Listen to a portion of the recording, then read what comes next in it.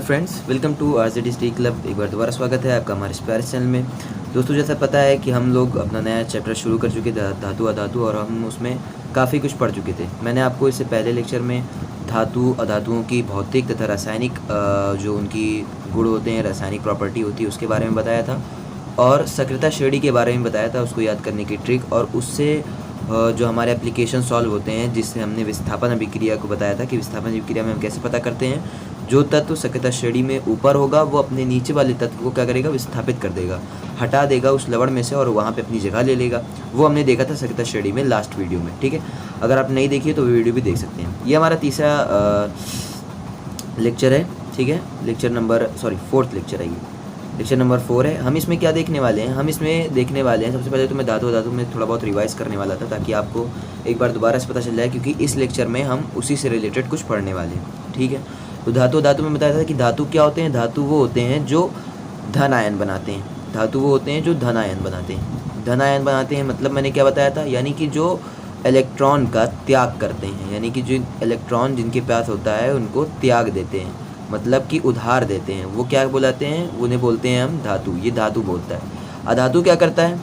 अधातु ये करता है कि जो ऋण आयन बनाते हैं, ये ऋण आयन बनाते हैं। ऋण आयन मतलब कि ये इलेक्ट्रॉन को ग्रहण करते हैं। ग्रहण मतलब उधार ले लेते हैं। इसका मैंने एग्जाम्पल भी दिया था, जैसे सोडियम की हमने बात की थी। सोडियम, ठीक है, तो सोडियम का इलेक्ट्रॉनिक विन्यास होता है 2 8 1।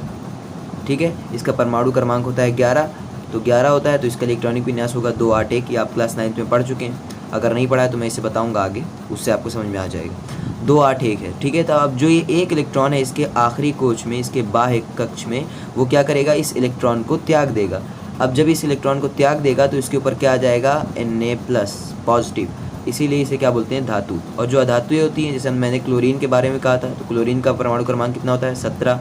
ठीक है, तो इसे हम कैसे इलेक्ट्रॉनिक विन्यास करेंगे, 2 8 7।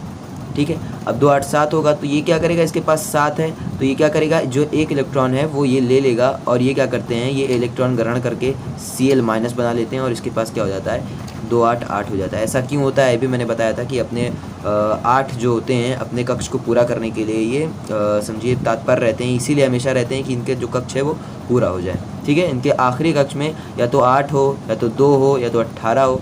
ऐसा क्यों होता है, इसके बारे में मैं आगे बताऊंगा आपको।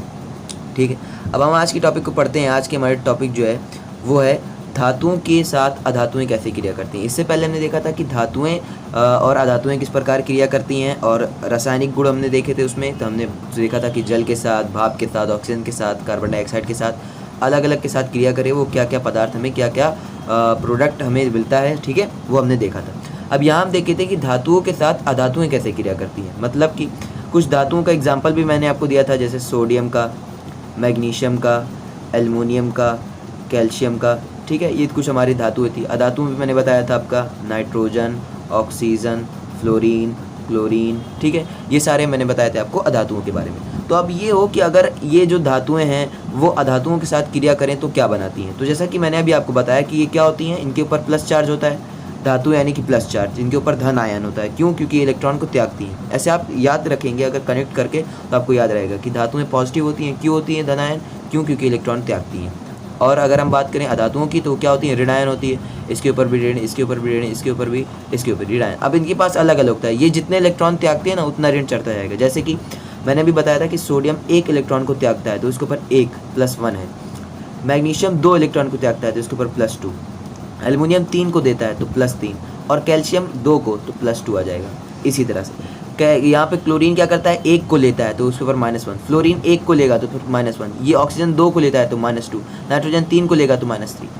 ठीक है, इस तरह से हम देखेंगे। इसके बारे में मैं आगे एग्जाम्पल में बताऊंगा। ये जो मैंने अभी आपको बताया है ना, वो सारी बेसिक चीज़ें मैंने आपको बताई है, और जो चीज़ मैंने नहीं कवर की है वो मैंने रखी है अगला सेक्शन जो हमारा आएगा। क्वेश्चन जब एग्ज़ाम आपका करीब आएगा तो हम एक सीरीज़ शुरू करेंगे जिसमें हम क्वेश्चन के जरिए आपको कॉन्सेप्ट समझाएंगे। ठीक है, तो उस क्वेश्चन में मैं ये सब चीज़ें उठाऊंगा कि हमारे पास कब धनायन होगा, कब ऋणायन होगा, इलेक्ट्रॉनिक विन्यास क्या होते हैं, वो सारी चीज़ आप वहाँ पे समझ जाएंगे। अभी आप बेसिक जो नॉलेज है चैप्टर की वो जान लें, कि क्योंकि अभी ऐसे बच्चे हैं जिन्हें चैप्टर का नाम भी नहीं मालूम है कि हमारे साइंस में कौन सा चैप्टर चल रहा है, या कौन सा चैप्टर है, धातु क्या होते हैं, या एस क्या होता है, जो अलग अलग सक्रियता श्रेणी क्या होती है, पूछ लिया तो नहीं मालूम है। तो अभी आपको थोड़ा बेसिक कॉन्सेप्ट क्लियर हो जाएगा, उसके बाद हम क्वेश्चन के जरिए और सारे जो हाई लेवल के क्वेश्चन आपसे पूछे जाते हैं चाहे कंपटीशन में चाहे बोर्ड एग्जाम में, वो हम देखेंगे। ठीक है, तो मैंने क्या बता रहा था कि धातुओं के साथ अधातुएं कैसे क्रिया, तो ये हो गए हमारे धातु, ये हो गए हमारे अधातु। तो जब किसी के पास धन आयन होता है और ऋण होता है तो आपको पता है कि प्लस माइनस क्या होता है, जीरो हो जाता है। तो इसी तरह से जब मैं एक एग्जांपल लेता हूँ, यहाँ से मैं ले लेता हूँ सोडियम को, यहाँ से ले लेता हूँ क्लोरीन को। ठीक है, तो अब देखते हैं कि सोडियम और क्लोरीन मिलकर हमें क्या देंगे। देखो यहाँ से मैंने ले लिया सोडियम, सोडियम क्या है, एक धातु है, प्लस क्या ले लेते हैं हम, क्लोरीन को, क्लोरीन क्या है, एक अधातु है। तो अब सोडियम और क्लोरीन मिलके क्या बनाते हैं, NaCl। इसके ऊपर होता है प्लस, इसके ऊपर होता है माइनस, तो प्लस माइनस जुड़ के जीरो हो जाता है। इसे आयनिक भी बोलते हैं। ये जो बना है ना, इसे क्या बोलते हैं, ये आयनिक यौगिक बनाते हैं। तो आपको बस ये ध्यान रखना है कि धातु और अधातु मिलके कौन से यौगिक बनाते हैं, आयनिक यौगिक बनाते हैं। और अगर मैं बात कर लूँ यहाँ पर कैल्शियम, कैल्शियम की बात कर लें, और किसकी बात कर लें हम, कैल्शियम ले लीजिए, क्लोरीन ही ले लेते हैं। ठीक है, तो क्या बनाएंगे यहाँ पर, CaCl2 बनाते हैं यहाँ पर, ये 2 हो जाएगा। ठीक है, तो क्या होता है, ये भी जो होते हैं ये क्या होते हैं, आयनिक यौगिक होते हैं। तो आप ये चीज़ ध्यान रखेंगे कि धातुएं अधातु के साथ क्रिया करके क्या बनाती हैं, आयनिक। क्यों बनाती हैं, क्योंकि इसके ऊपर जो धातुएं होती हैं वो धन आयन और अधातुएं ऋण आयन होती हैं। तो अधातुएं मतलब पॉजिटिव और नेगेटिव मिलके क्या बनाते हैं, आयनिक यौगिक बनाते हैं। आयनिक यौगिक को हम ऐसे डिफाइन करते हैं कि जब आप इसे पानी में डालेंगे ना, जब आप इसमें इसको हम जल में मिलाएंगे तो क्या हो जाएगा, ये टूट जाएगा और इसमें हम क्या करेंगे, विद्युत का प्रवाहन करेंगे। आपने देखा होगा कि 2 तार लेते हैं पानी में, पानी के एक जार में रखेंगे नमक को, और क्या करेंगे उसमें आप तार को डाल देंगे तो वो लाइट उसके अंदर से जाने लगेगी। यानी क्या होगा, वो जल क्या कर रहा है, वो विद्युत का प्रवाह है, विद्युत को रोकता नहीं है, विद्युत को जाने देता है। तो वो किसकी वजह से होता है, इसी वजह से, क्योंकि वो आयनिक यौगिक होते हैं। ये क्या होते हैं, एक Na प्लस में टूट जाता है, ये जो होता है ये प्लस में टूट जाता है, और ये माइनस में। तो ये चार्ज की तरह वर्क करते हैं। ठीक है, चार्ज यानी आवेश की तरह काम करते हैं ये। तो ये तो हो गया अपनी धातु के साथ अधातुएं कैसे क्रिया करती हैं। ठीक है, अपना नेक्स्ट सेक्शन जो आएगा उसमें ये होगा कि अधातु अधातु के साथ कैसे क्रिया करेगी। अभी तक हमने देखा कि धातु अधातु के साथ ऐसे क्रिया करती हैं, अब अधातुएं अधातुओं के साथ कैसे क्रिया करेंगी।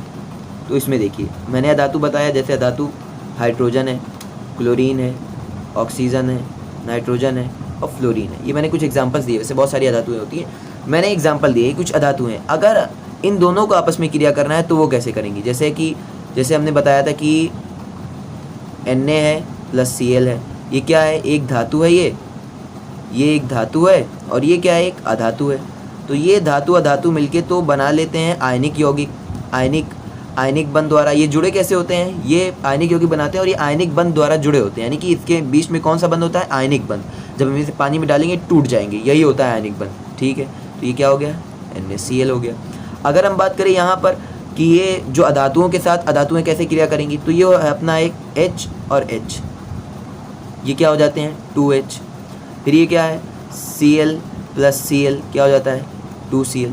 तो ये हमें देखना है कि ये किस बंध से जुड़े होते हैं। जैसे कि हमने देखा कि जो धातुएं होती हैं वो आयनिक बंध से जुड़ी होती है, इनके बीच में कौन सा बंध है, आयनिक बंध होता है। ठीक है, तो अब ये जो अधातुएं हैं उनके बीच में कौन सा बंध होता है, तो उनके बीच में हम जो बंध होता है उन्हें बोलते हैं सहसंयोजक बंध, इन्हें बोलते हैं सहसंयोजक बंध।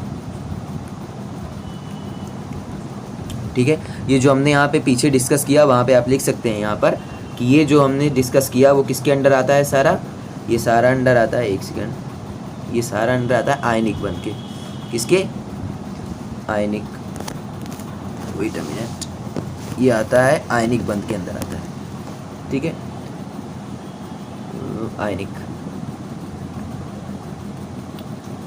ये हम कैसे डिफाइन करते हैं, ये जो सारे हैं वो क्या बनाते हैं, आयनिक बंध। यानी कि धातु और धातु के साथ क्रिया करती है तो उनके बीच में कौन सा बंध होता है, आयनिक बंध। और यहाँ पर ये वाले सेक्शन में अधातु अधातु के साथ कौन सा बंध होता है, सहसंयोजक बंध। ठीक है, सहसंयोजक बंध भी बोलते हैं इसे। अब इसी में आता है अपना, इसमें आता है single bond, double bond, triple bond. नहीं सुना है तो अभी बताता हूँ मैं।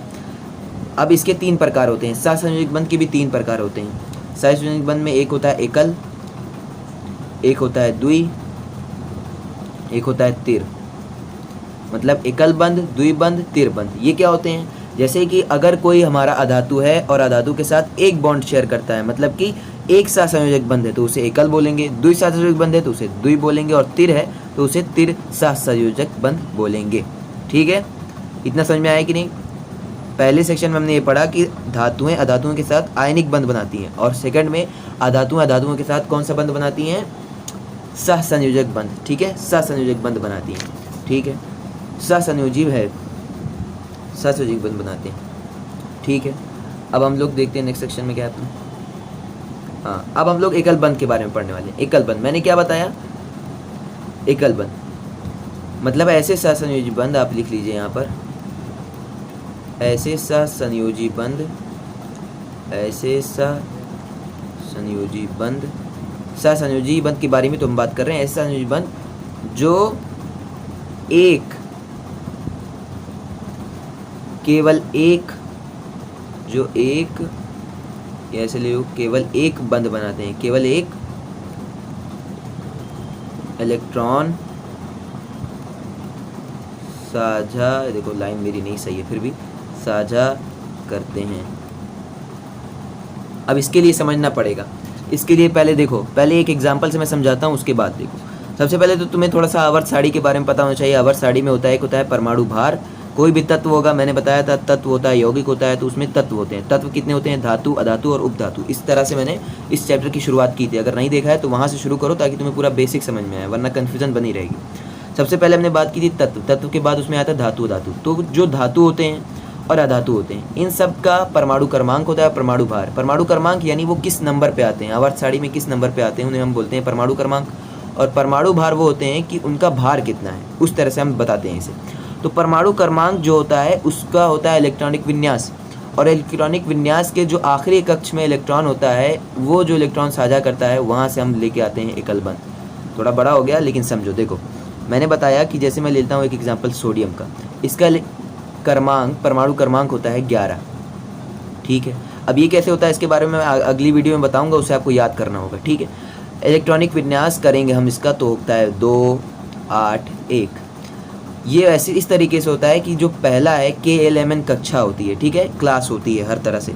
तो जो दूसरी क्लास है, यानी जो फर्स्ट क्लास है, उसमें सिर्फ 2 इलेक्ट्रॉन रह सकते हैं, मैक्सिमम की बात होती है, यानी ज़्यादा कितने इलेक्ट्रॉन? तुम 2 इलेक्ट्रॉन कर सकते हो। ठीक है, दूसरे वाले में कितने? सिर्फ 8, उसके वाले में सिर्फ 8, फिर नेक्स्ट में 18, इसी तरह से बटे हुए होते हैं। तो इसका कितना है? 11 है, तो मैंने पहले वाले में 2 कर दिया, दूसरे वाले में 8 कर दिया, और तीसरे वाले में 1 हो जाएगा। तो कितना हो गया? 2, 8, 10, 11। ठीक है, एक और एग्जाम्पल लेता हूँ मैं ताकि समझ में आए। मैग्नीशियम कितना होता है? 12 होता है परमाणु क्रमांक। ये याद रहेगा तभी कर पाओगे, इसमें कोई बट नहीं है। मैग्नीशियम का 12 होता है, तो मैग्नीशियम में पहले में 2 जाएगा। मैं यहाँ 3 क्यों नहीं लिख रहा हूँ भाई? क्योंकि इस कक्षा में, इस क्लास में मैक्सिमम सिर्फ 2 इलेक्ट्रॉन रह सकते हैं। ठीक है, दूसरे वाले में कितना? 9 लिख दूँ? 2 के बाद 10 लिख सकता हूँ? नहीं। कितना लिख सकता हूँ? 8, क्योंकि 8 ही इसमें मैक्सिमम रह सकते हैं। ठीक है, अब इसमें कितना बचा भाई? इसमें तो 8 लिख सकता हूँ, लेकिन मेरे पास 2 8 हो गया, 2 बचे तो 2 हो जाएगा। ये समझ में आया? ठीक है, अब बात करते हैं हम लोग, ये तो हमारे धातु थे। अधातुओं की बात कर लेते हैं। अधातुओं की, ऑक्सीजन, ऑक्सीजन का कितना होता है? 8, परमाणु क्रमांक 8 होता है। तो अब पहले में कितना जा सकता है? यहाँ पर 2, और इसमें सेकंड वाले में कितना जाएगा? 6। ठीक है, बात करते हैं हम लोग क्लोरीन की। क्लोरीन का कितना होता है? 17, 2, दूसरे वाले में कितना जाएगा? 8, इसमें कितना जाएगा? 7। ठीक है, बात करते हैं नाइट्रोजन की। नाइट्रोजन भी अपना एक अधातु है, इसका कितना परमाणु क्रमांक होता है? 7। ठीक है, तो कितना हो जाएगा? ये 2 और ये 5। इस तरह से हम लोग इलेक्ट्रॉनिक विन्यास करते हैं। इसके बारे में आगे डिटेल में भी बताऊंगा, ताकि पूरी इस पर एक्सरसाइज है। क्लास 9th में तो पूरे अच्छे से पढ़ाया हुआ है ये। ठीक है, अब देखते हैं हम। तो मैंने बता रहा था कि एकल बंध क्या होते हैं? जो एक इलेक्ट्रॉन को साझा करते हैं, एक इलेक्ट्रॉन को साझा करते हैं। जैसे कि मैं बात कर लूँ हाइड्रोजन की।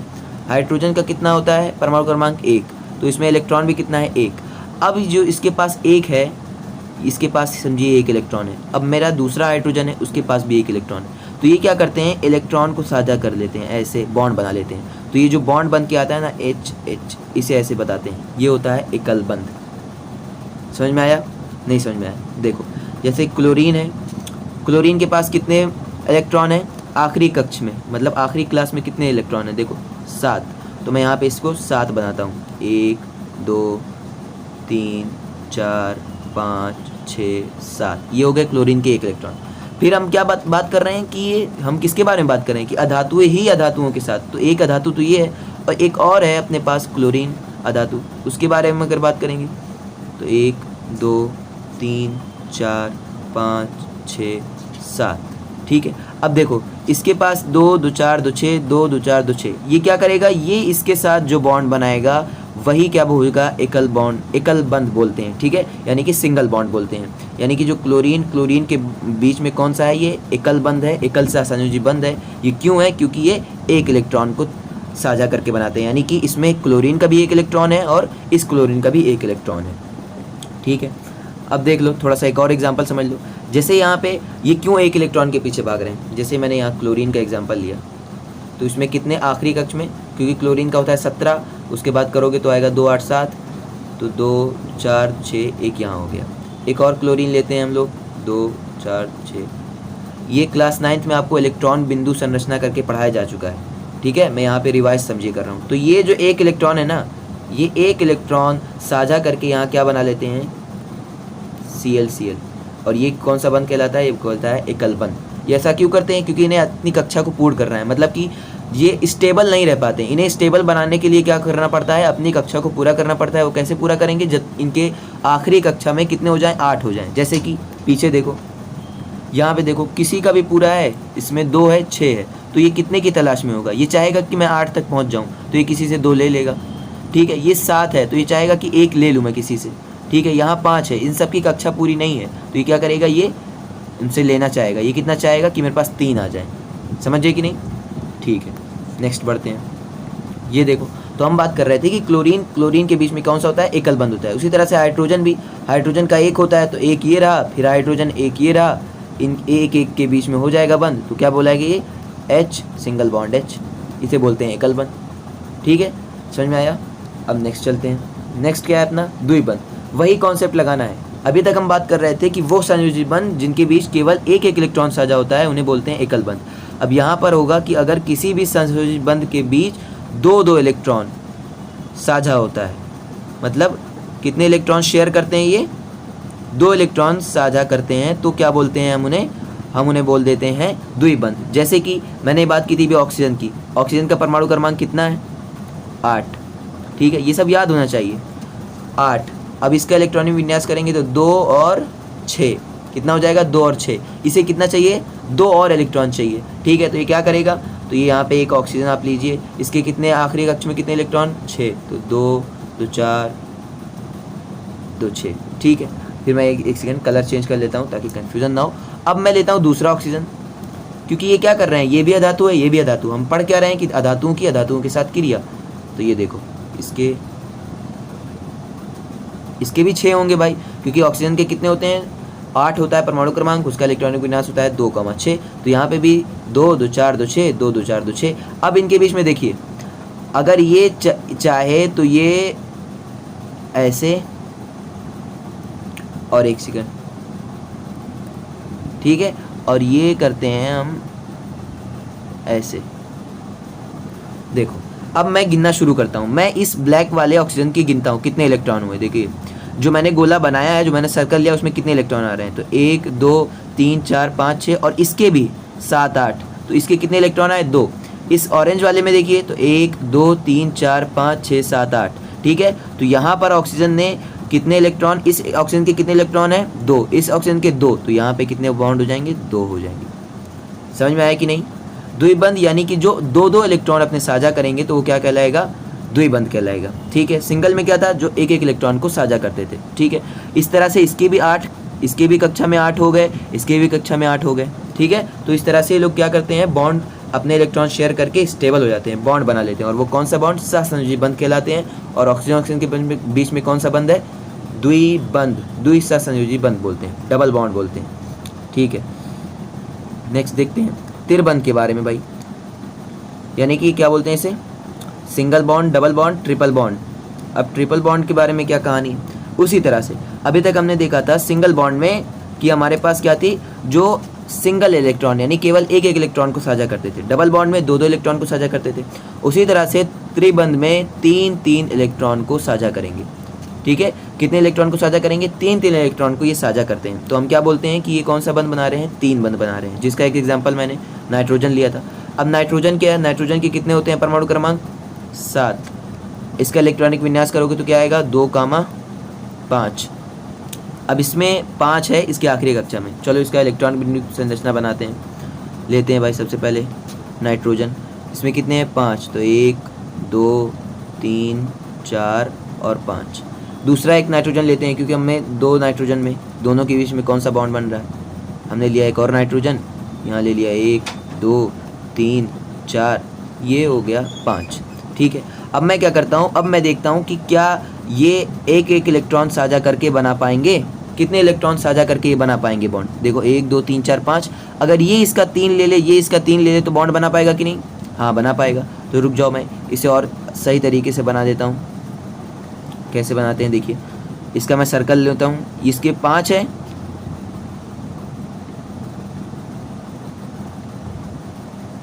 अब बताइए ऑरेंज वाले में कितने इलेक्ट्रॉन हो गए?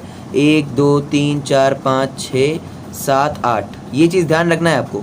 हर नाइट्रोजन, हर ऑक्सीजन, हर तत्व ये चाहेगा कि उसके आखिरी कक्षा में 8 इलेक्ट्रॉन हो जाए, वो पूरा हो जाए पूर्ण तरीके से। ठीक है, इस टेबल के लिए वो ये करता है। अब क्या करेंगे, इसका देखिए ब्लू वाले के लिए, नीले वाले के लिए देखो भाई, नीले वाले के लिए सर्कल बनाया मैंने। यहाँ से मैंने स्टार्ट किया, ये और ये।